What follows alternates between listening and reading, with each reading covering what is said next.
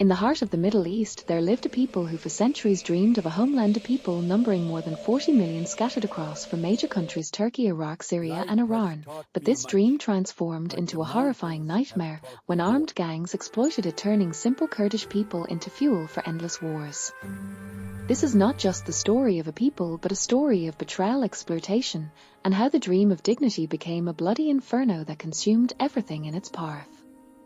Today we reveal the true face of organizations like PKK, PYD and Syrian Democratic Forces, and how Kurds became mere pawns in an international chess game, mere guns for hire.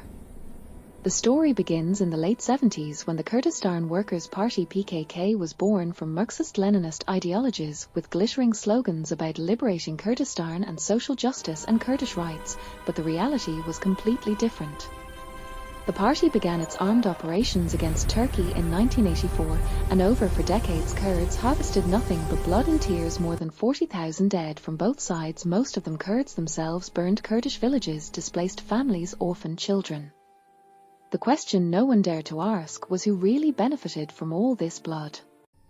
Certainly not the simple Kurdish people, but the organization's leaders who lived in the mountains like warlords, controlling the fates of thousands, recruiting young men and women, filling their heads with rosy dreams, then sending them to certain death.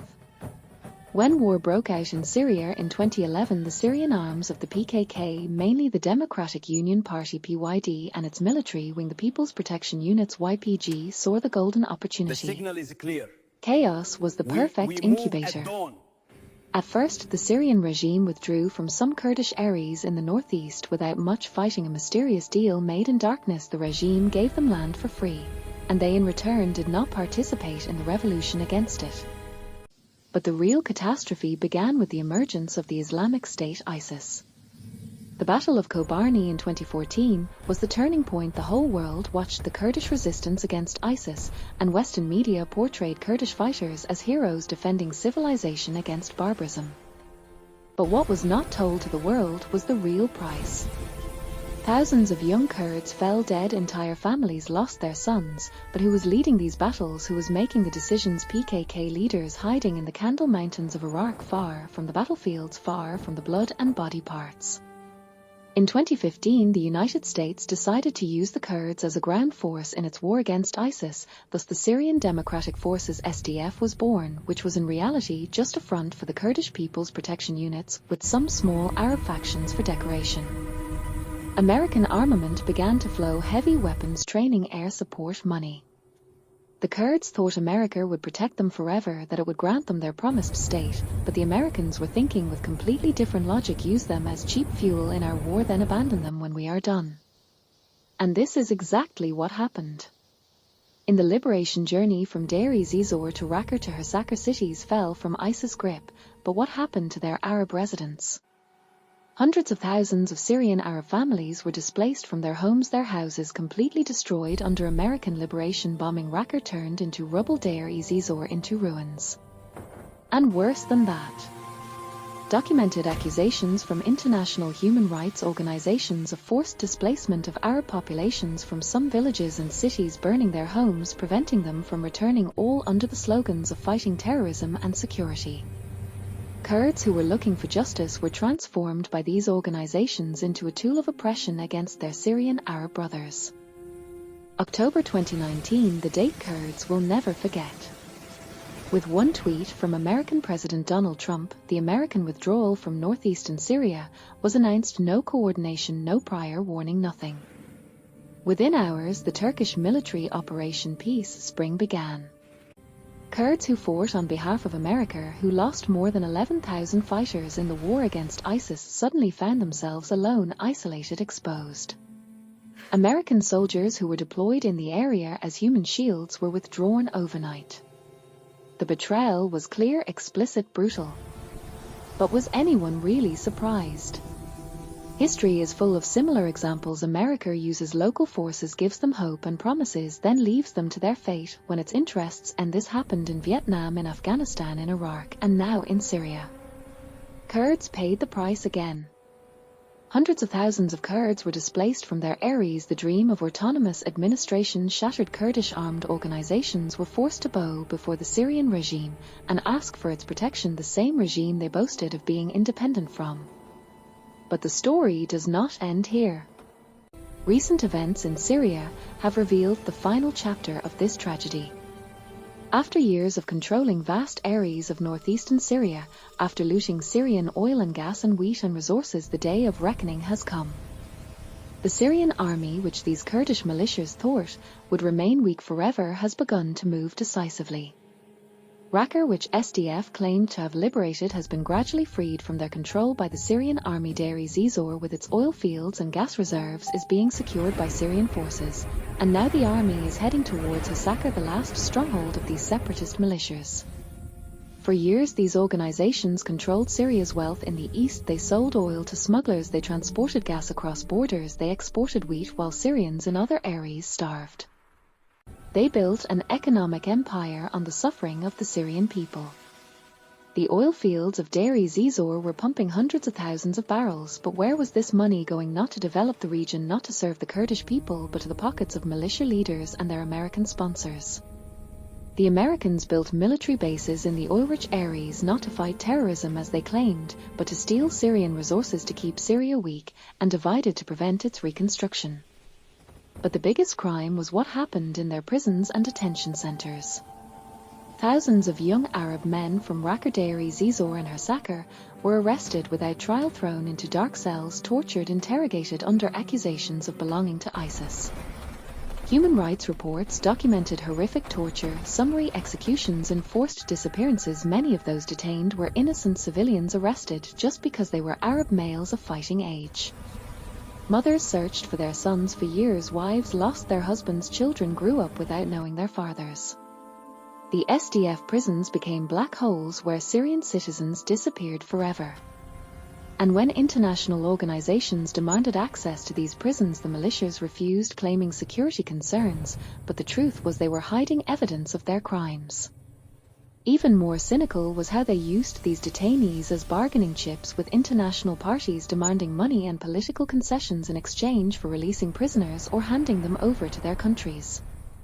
But justice eventually comes, even if late. The Syrian army, supported by its allies, has begun systematic operations to restore control over these areas, not through random violence, but through calculated military pressure and political negotiations with local tribes. Arab tribes in Deir ez-Zor and Hasaka, who suffered under SDF rule, began to revolt against these militias. Tribal elders, who were sidelined and humiliated, started coordinating with the Syrian army. The people who were promised freedom and democracy under SDF rule found themselves living under authoritarian militia rule, worse than what they knew before. Forced conscription of young men into SDF ranks became common. Kurdish and Arab youth were dragged from their homes and forced to fight in battles they did not believe in. Families who refused to send their sons faced harassment, house raids, and arrest. The education system was changed to serve the separatist agenda. Schools taught a curriculum that erased Syrian national identity and replaced it with divisive ethnic nationalism. Even the Kurdish people themselves began to realize they were being used. Many Kurdish families lost their sons in battles that served American interests, not Kurdish rights. They saw their leaders living in luxury while they lived in poverty. They watched as their regions remained underdeveloped despite controlling Syria's wealth. They realized that PKK and PYD and SDF were not fighting for Kurdish freedom, but for their own power and the agenda of foreign sponsors. The American role in all this cannot be ignored. Washington used Kurds as cheap soldiers in its war against ISIS, then abandoned them when Turkey threatened. But abandonment was not the end of the American-Kurdish relationship. America returned again after realizing it could use Kurds to keep Syria divided, to control oil resources, to prevent Syrian reconstruction, to maintain permanent chaos. American forces established bases in northeastern Syria illegally, without permission from the Syrian government, without UN mandate, pure occupation. These bases were not to fight ISIS, which was already defeated, but to support separatist militias to steal oil to prevent Syria from recovering. Every time the Syrian army advanced towards liberating these areas, American forces intervened with threats and military maneuvers. But the American game is nearing its end. The international balance of power is changing. American influence in the Middle East is declining. New regional alliances are forming. Syria, with support from Russia and Iran, has become stronger. The army has regained most of the country, and now it is only a matter of time before the east is fully liberated.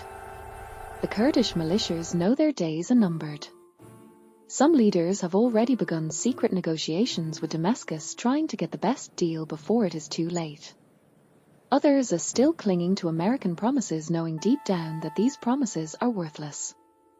The tribal leaders in Deir ez-Zor and Hasakar have made their choice. They want the Syrian army to return. They want an end to militia rule. They want to rebuild their lives. Even many Kurdish civilians are tired of war, tired of being used as pawns, tired of paying the price for the ambitions of armed groups. The end is clear and inevitable. The Syrian army will continue its advance, liberating Raqqa, completely securing Deir ez-Zor fully, and then moving to Hasakar. The oil and gas fields will return to Syrian state control. The wheat will feed Syrians, not smugglers. The resources will serve reconstruction, not militia leaders. The prisons will be opened. The detainees will be freed. The families will be reunited. The foreign bases will be dismantled, either through negotiation or force.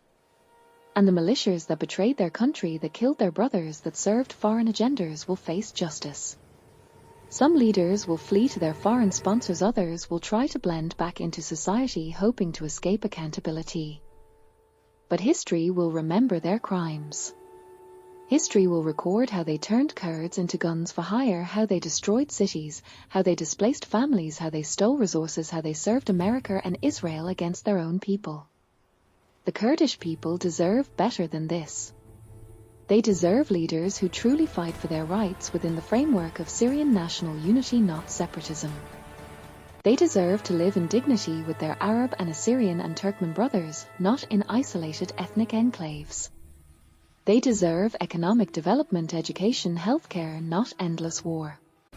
The real enemy of Kurds was never Arabs or Turks, but these criminal organizations that exploited their suffering for power and money.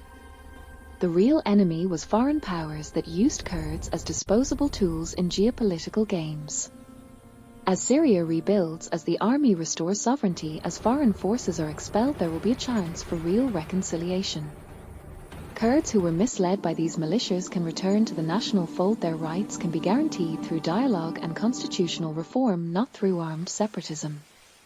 The regions that suffered under militia rule can be rebuilt. The displaced can return. The wounds can heal.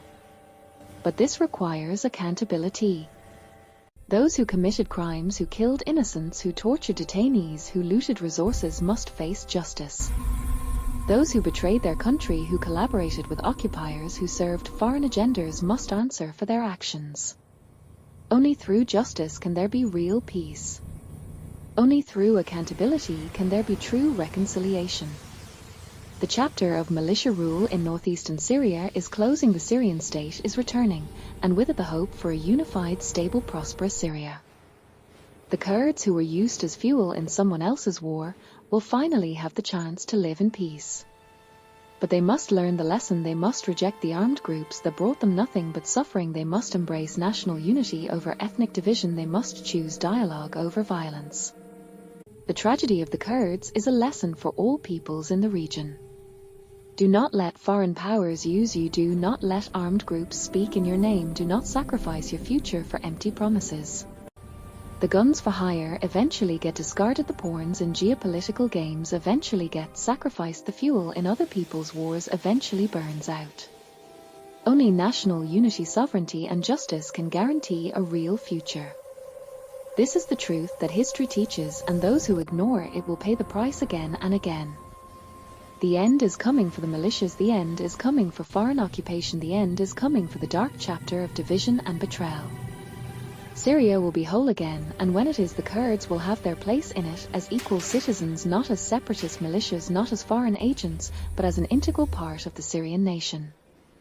This is the only path to dignity, the only path to peace, the only path to a real future. And those who stand in the way of this path will be swept aside by the tide of history. The Kurdish dream was real and just, but it was hijacked by criminals who turned it into a nightmare. The time has come to wake up from that nightmare, to reject the false prophets, to choose the path of unity and peace. The future of Kurds lies not in separatism and armed struggle, but in being proud citizens of strong unified nations that respect all their components. This is the final message and the final warning.